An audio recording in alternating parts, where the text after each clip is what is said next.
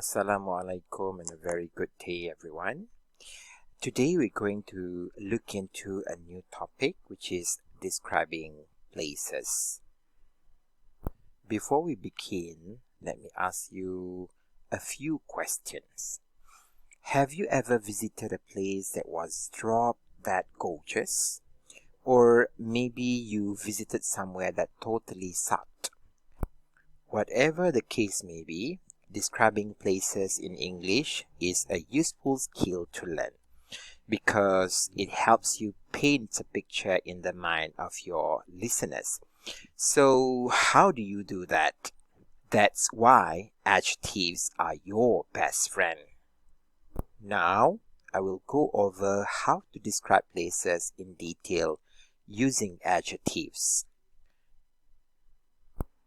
But why descriptive adjectives matter for describing places?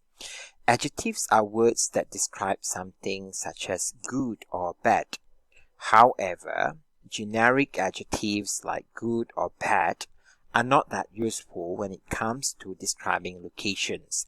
It's better to use more specific words to give an accurate description of a place. Okay. Let's start with adjectives that express calm. Some people simply enjoy the tranquility location. They're looking for relaxation and they enjoy taking their time to do stuff. In that case, you could use adjectives such as calm, peaceful, quiet, serene. Okay, and then you can check the following example. The place was quiet. I enjoyed my stay. The week at the farm was peaceful.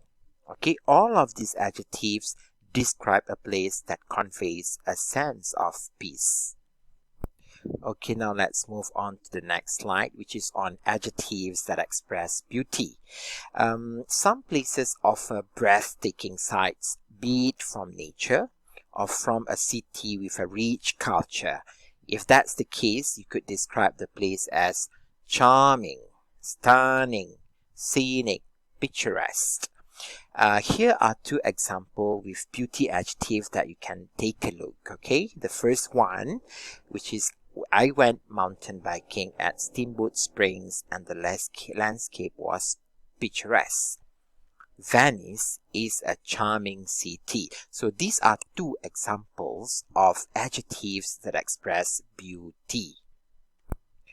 Alright, the next adjective that I'm going to talk about is adjectives that express cultural relevance.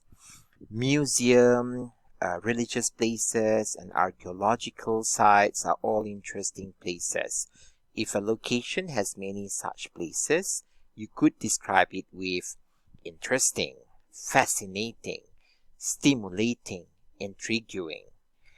For example, cities like Jerusalem and Rome fit well into this category. They are beautiful places in their own right, but they are also important places for mankind's history. These are adjectives that refer to how the city is attractive not for its looks, but for what it represents. Okay? We don't only have positive adjectives to describe places. We also have negative adjectives for describing places. Here are some negative adjectives you can use to dissuade people from visiting certain locations.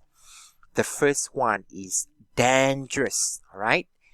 This adjective to show that the dangerous cities, for example, have high crime rates, and they're the kind of cities in which you don't feel safe walking alone at night.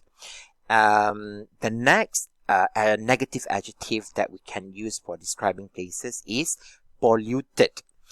Visiting a polluted city can be a miserable experience, especially if your respiratory system is weak.